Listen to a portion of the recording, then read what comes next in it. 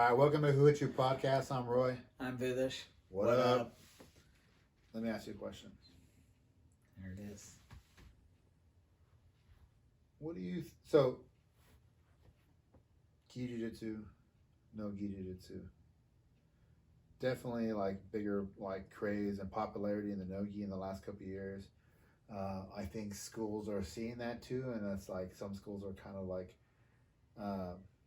more schools are turning and doing more, getting more, because the students are getting more into no gi, right? Because of the Danaher team and Gordon Ryan and all these names and all these and that tournament, all these all these tournaments and fighting events like where you get paid to be an athlete. They're all the submission grappling. Majority of them are no gi. It's on ESPN Plus. Yeah. Even. What do you think the future of the gi is in jiu-jitsu? Scared for it. I think it's disappear. It's gonna. I am scared it will disappear. Now I actually think that no gi is might even be better than gi for learning gi for certain things. Like for sure, there's some plus sides, tightness, like the ability, the extra ability of control that you need for a submission.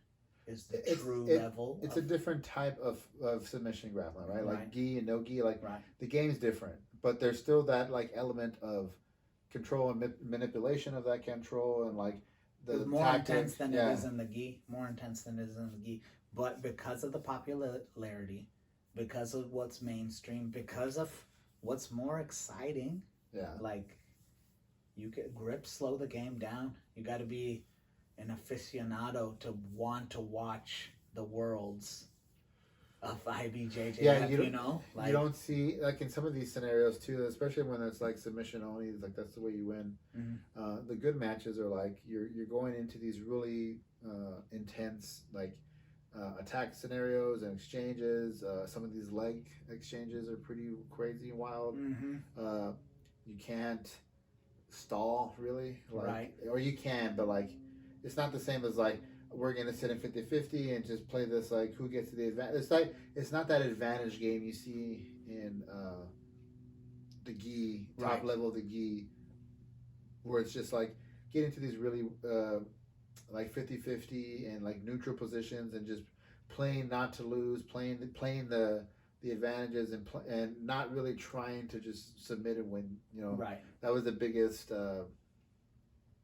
critique of this top level gi jiu-jitsu is that the game got really boring. Yeah. So much so that me personally, I enjoy watching the older guys. Go at it because like they do a takedown and they try to fuck. Well, in the gi, this is because of the rules. This is because this rules that IBJJF set. So the rules are gonna set the culture of the mats because people are gonna try to find the best way to win. The small guys are gonna butt scoot. All these things are bad, so this slows the game down. So I mean, to me, gi jiu-jitsu is probably going out the door. You think so? More and more every year until IBJJF changes the rules to where it can be more exciting, where its rules push the pace in some way or something like that. They just changed to where you can do like toe holds. They added the legs more, right? Yeah, there's more legs in the gi. You don't immediately get disqualified for knee reaping or something. And there hasn't been a lot going on tournament wise, because of COVID and everything. Like the places that have been doing like fight to wins and who's next or who's number one, whoever else is doing these submission grappling events, they're doing it in the like same cities that are allowing events to happen right now. Like they've been doing a bunch in Austin because Texas is open. They've been doing some in Florida because Florida's open. It's like these different areas that allow like these events to happen. And they've even changed like some of these events. Like there's no people there. It's just like here's the match, whatever. Yeah, but I mean that doesn't change like the face of the jiu-jitsu. I don't think, because that'll change again. It'll come back to what it was, but I don't know. Like the gi tournament is just not televised, you know? It's got a monopoly on it with IBJJF. Like I don't know if it's gonna. It's all flow grappling. Either way, students want no gi, right?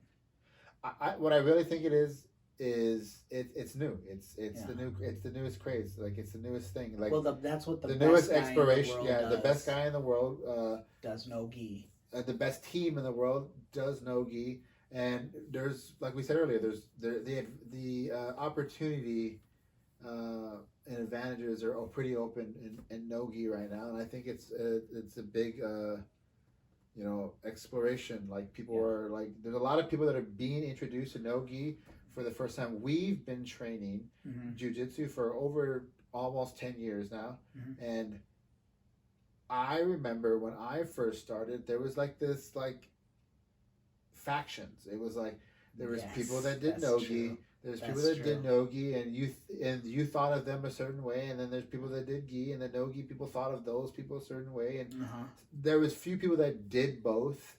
Right. But like, there's definitely people that are like, I do gi, or like I really like no gi, and like at our academies it was absolutely fine. But there's definitely like there's different cultures, right, and like factions. It's true. The thing is, like, it's because gi and no gi both have advantages and disadvantages. Yeah. Right. You see more wrestlers and look, no-gi in the beginning is going to lean to the more physically talented person, right? Yeah, and I think people basically saw that and were intimidated, ego, and it's like all kinds of like, it's basically not respecting no-gi for what it was. Right, well, it works both ways. Like the guys who were in it, within the factions you're talking about, were like, hey, I don't like getting tapped in the gi because they can tie me up, I can't use my power, etc. No-gi, I feel like I can do that. And then the small guys do the same thing, like, or the guys who just like the gi, but it's like, well, I don't feel like I can control them as well. Yeah. And they move around, they explode on me and stuff. So, but that's the problem. So, what do you think's gonna happen? Before I say, like, what do you think's gonna happen? You haven't said. Yeah. I don't think gi jiu-jitsu is gonna go away. I think that, what's the best way to say it? I think that, like our academy, it won't go away. I didn't mean, when I say go away, I didn't mean, it just won't be the main one. It'll become no-gi, what no-gi was. Yeah, I think that it's going to become secondary. I think that, my personal opinion, I think this is good for the sport. I think that jiu-jitsu should be more of like, we come from a line and we appreciate the self-defense and the real fighting aspect of jiu-jitsu. And the finish, you have to finish. And you have to finish, like the win, like you're fighting to win. Yeah. You fight like, so I think that no-gi plays more into like more realistic fight scenario. Yes. In that if you have a no-gi academy and you do self-defense, kind of MMA-ish type, like you'll get more of like people that are really trying to learn how to fight and defend themselves. If you do self-defense and then you do a lot of like gi competition, then it's definitely more of like the sport aspect and game of it. And I think that no-gi is definitely growing, and I think academies are changing and adjusting to that. Like there's just more no-gi competitors. Like no-gi is just growing all around in every level, smallest local tournaments to even at your own academies. Like those classes are that if you don't offer a no-gi class, there's people that are training more no-gi, people that are doing their own thing. If you offer a no-gi class, then like in a real curriculum, then like those classes are growing, and like that's where the real like boom is. Sure. So I think the public sentiment is that way. I think it goes. I mean, but the thing, like now there's full no-gi academies that are just no-gi, like Tempa, only no-gi, right? So I think that will be on the rise. For sure. I think there'll be more just straight up no-gi academies, and I think that you'll have, like, for years it's been like gi academies and mostly sport gi jiu-jitsu, and I think this is a good shift the other way. More no-gi is better. I think everybody should do more no-gi. It's the future and current like wave in jiu-jitsu, and I think a really good academy has I would say 60-40 right now, like no gi to gi kind of scenario. I think. Why do you pick that percentage? Uh, I think you can do like self-defense. I think you can do. No, I mean, why do you think you need 40% gi? I mean, 40% arbitrary number. Arbitrary. Like, it's just like whatever the number is. Like I think that more academies. Which one do you think is more important for students?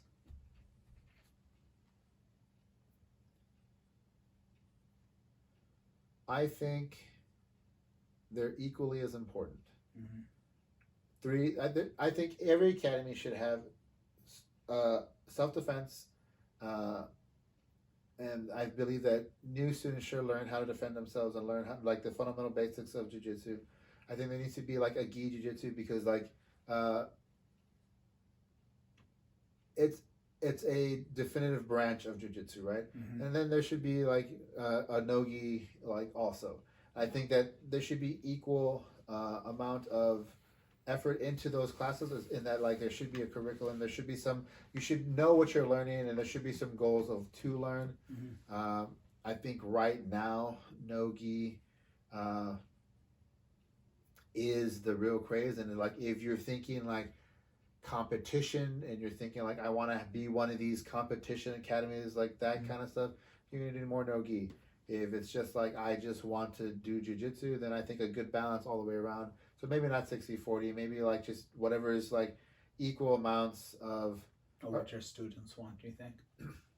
Or just equal amounts? I think you need to know what you're gonna do. Yeah. Okay.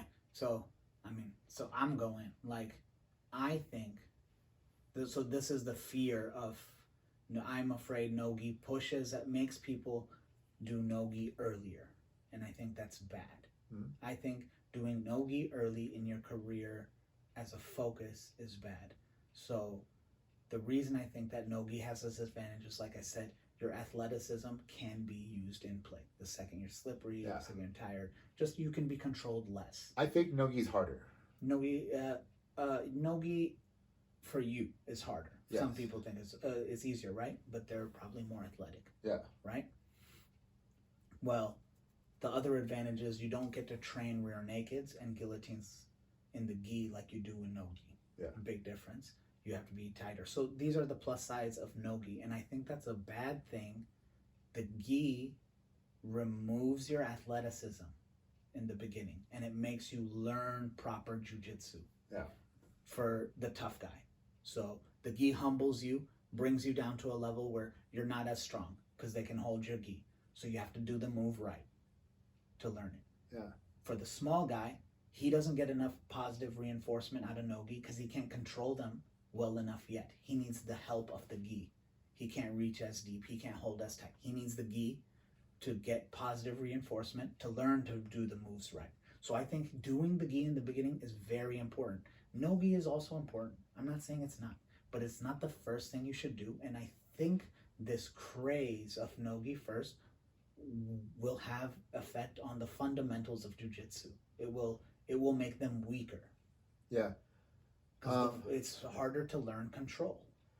We already see that with self-defense, where self-defense is the first thing that comes out, and then gi competition gets more and more popular and takes over the academies, and like there's plenty of academies out there that are gi jiu-jitsu that teach no self-defense at all, and then people get smacked in public. And then people like get beat up. Right. And then there's academies that still do strictly self-defense, and none of their students compete, and like whatever, they're cool with that too. And like I think this begs or asks the question then, like, what should you be teaching? What are you trying to teach? What kind of academy are you going to be? I hope that I stick with my original statement. I think that these are all three equally important pillars, and I understand what you're saying about like you can't just jump into this and then you like not do any of these. I guess that's the challenge of like, if you're doing like three equal self-defense, gi and no gi, how do you interplay all that together to where like the student learns what they need, you think they should learn. You should do fundamental gi and then blue belt, purple belt, then start playing into more no gi, or then you can start doing whatever that may be. Yeah. It needs to be the latter. If you have an opinion, you should comment, tell us what you think or how it should be taught. And yeah, what do you think? Yeah. What do you think? That's what we want to know. What do you think? All right. Nice. And I didn't even check the time, but that's right at 15 minutes. Yeah.